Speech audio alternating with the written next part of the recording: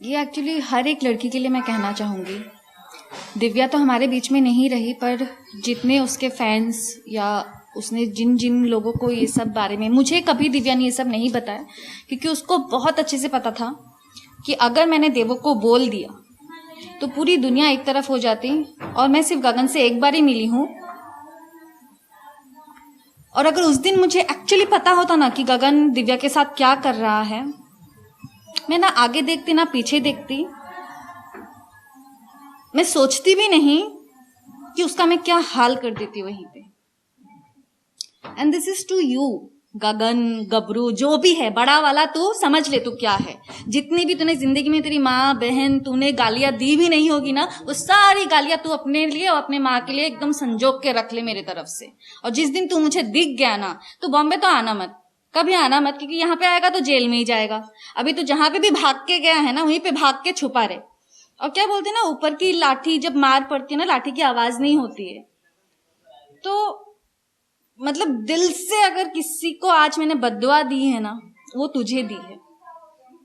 मतलब लिटरली बोलते हैं ना कि कीड़े पड़ जाए मर जाए, तो एक्चुअली तेरे साथ वही होगा, तेरे साथ भी होगा, तेरे माँ के साथ भी वही होगा कि तुम लोग के बॉडी में ऐसे कीड़े पड़ेंगे ना कि कोई पूछने वाला भी नहीं आएगा। ऐसी मौत मरोगे तुम लोग, ऐसी हालत होगी तुम लोगों की।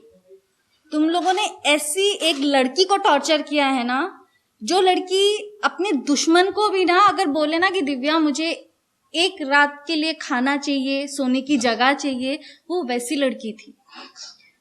और तुम लोगों ने उस लड़की के साथ ऐसा किया है ना, तुम लोग तो कभी खुश रहोगे ही नहीं। तुझे क्या चाहिए था? पब्लिसिटी चाहिए थी, तुझे आइडेंटिटी चाहिए थी, तुझे बॉम्बे में काम चाहिए था। अब तू बॉम्बे में काम करके बता, अब तू बता मुझे इंडस्ट्री में काम करके, तू बता मुझे। गबरू सिंह और तेरी माँ, तुम लोगों ने जितनी प्लानिंग की ना दिव्या को लेके, अब तुम लोग बताओ।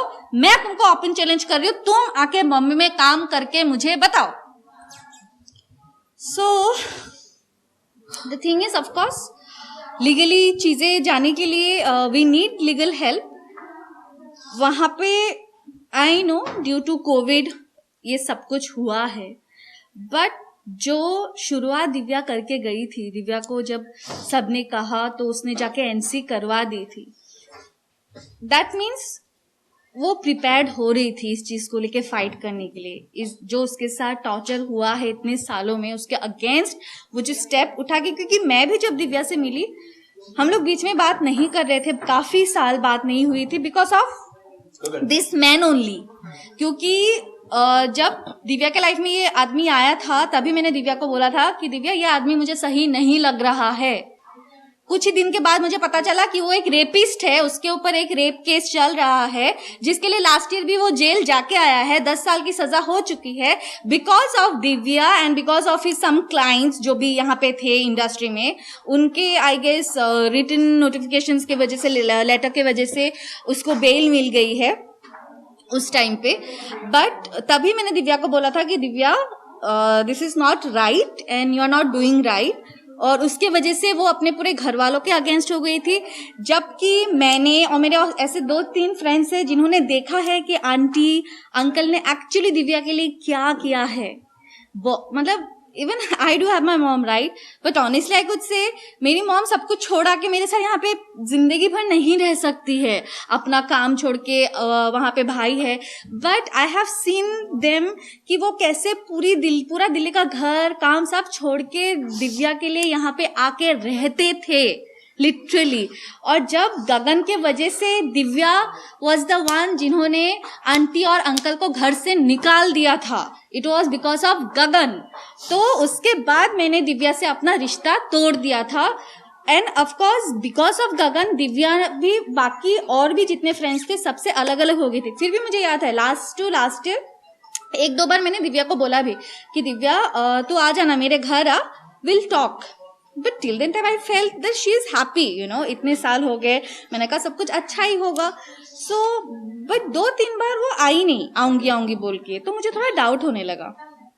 उसके बाद जब उसकी शादी हो गई तो मुझे कहीं ना कहीं लगा maybe I was wrong, the guy is good. और सब कुछ ठीक है, अगर शादी कर लिए देन इट इज फाइन, वरना तो मुझे पहले दिन से पता था एक नंबर का लुच्छा लफंगा है, उसको सिर्फ यूज करने के लिए वो आया है बॉम्बे। ये मुझे पहले डे वन से, जब से वो फोन पे बात करती थी, मुझे तब से पता था। बट उसने किसी की सुनी नहीं उस टाइम पे। एंड देन सडनली अभी 2 महीने पहले जब मैं उससे मिली, मैं खुद गई उसके घर, गई मिलने के लिए, and Gagan was also there. तो वो अंदर ही रहता था, बैठा रहता था, ना दिव्या से कोई लेना देना, ना बात करता था। And I was like, Divya को मैंने पूछा सब ठीक है ना, क्या हो गया? Then she started telling me कि ऐसा हुआ, वैसा हुआ, ये हुआ, वो हुआ। बट ये मारपीट वाली चैप्टर तभी भी उसने मुझे नहीं बताई। देन फिर उसने मुझे बोला कि हम दोनों का डिवोर्स होने वाला है, उसको डिवोर्स चाहिए। मैंने कहा अच्छा। But she pretended as if like she is very strong now. और दोस्त ने मुझे बोला कि देवो, तू जैसा मुझे चाहती थी ना मैं बन जाऊं, मैं वैसे ही बन गई हूँ। अभी हम सोलो ट्रिप्स करेंगे, हम घूमेंगे, एंजॉय करेंगे, इनके पीछे अभी हम रोएंगे नहीं। मैंने कहा ओके, वेरी गुड। तो कुछ दिन के बाद गगन चला गया देहरादून, जहाँ पे भी घर है। अभी देहरादून गया है, कहाँ गया है मुझे नहीं पता। वो दिव्या को बोल के गया कि वो जा रहा है। उसके पहले भी बीच में उसकी मारपीट वगैरह हुई है। तो मैंने दिव्या को तभी बोला कि दिव्या तू एनसी करवा दे, तू कंप्लेन क्यों नहीं करती है, FIR क्यों नहीं करती है? शी वॉज लाइक मैं करूंगी। तभी उसको बीच में गगन की जो गर्लफ्रेंड्स हैं, so this is for you also girls, be careful. अगर आपको दूसरी दिव्या, तीसरी दिव्या बनना है, शौक से बनिए। बट अगर आपको ये एडवाइस लग रहा है कि सही है आपके लिए और आपके घर वालों के लिए, तो आप लोग पहले से ही अभी एक FIR करके उसके नाम पे रख दीजिए। सो उसके बाद दिव्या को मैं बीच में मिली तो उसने बोला मैंने NC करवा दी है। कहा वेरी गुड, क्योंकि वो बीच में करवा चौथ के दिन आया था, तो उस दिन भी मारपीट करके गया है, करवा चौथ के दिन भी। और बीच में तो वो उसका गोल्ड वोल्ड ये सब लेके तो भाग ही चुका था। फिर उस दिन मार के गया, उसके बाद उसने NC करवाया। उसके बाद शायद वो आया नहीं है दिव्या से मिलने के लिए, या तो बीच में आया भी होगा तो मुझे पता नहीं। बट लास्ट अभी जब मैं उससे मिलने गई थी, तब उसके पैरों में मैंने बड़े बड़े निशान देखे। एंड मैंने उसको पूछा कि ये क्या है, ये कहाँ से लग गया? तब भी उस लड़की ने मुझे एक बार नहीं बोला कि ये गगन ने मारा है करके। उसने मुझे बोला कि लाइट शूट पे लग गया। बट आई अंडरस्टूड कि गगन ने मारा है। उसके बाद जब मैं घर पे आई, देन शी टोल्ड मी कि करवा चौथ के दिन वो आया था और उस दिन मुझे मार के गया। सो दिव्या माई, जो मुझे लग रहा है, she is a very soft and pure soul. मतलब वो बस अपने पॉइंट को कहीं ना कहीं, बिकॉज शी नोज कि पूरी दुनिया ने उसको समझाया था और वो अकेले उस इंसान के साथ खड़ी थी। अगर उस टाइम पे दिव्या उस कमीने के साथ खड़ी नहीं होती ना, तो अभी तक वो जेल पे सड़ रहा होता। सो बिकॉज ऑफ दिव्या आज वो बाहर घूम रहा है, एंड बिकॉज ऑफ हिम आज दिव्या हमारे पास नहीं है। सो जैसे बोलते हैं ना कि भगवान का जो मार होता है लाठी का, उसका आवाज नहीं होता है, तो उसके साथ वही होगा। बट स्टिल जो लीगल प्रोसेस है, जो प्रोसीड्यूर है, हम अगर हमें लीगली हेल्प नहीं मिलेगी इस चीज को लेके फाइट करने के लिए, देन यू नो जो जस्टिस सिस्टम है ना, जो जुडिशरी सिस्टम है, उसमें से लोगों का भरोसा उठ जाएगा। Criminal already. सो ऑलरेडी उसके ऊपर केस चल रहा है, 10 साल की सजा हो चुकी है।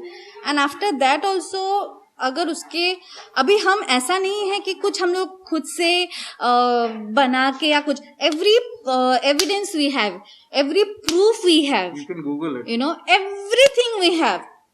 अगर आप फिर भी एक FIR दर्ज नहीं कर रहे हो, देन डेफिनेटली कुछ ना कुछ तो कहीं तो प्रॉब्लम है ना, जिस प्रॉब्लम के वजह से मे बी कोई हिम्मत नहीं करता होगा। ये शायद बहुत ऐसी लड़कियां होंगी जो ऐसे सफर कर रहे हैं और हिम्मत कर नहीं पाते, क्योंकि जब हिम्मत करते हैं ना, तो सामने वाला कोई मदद ही नहीं करता।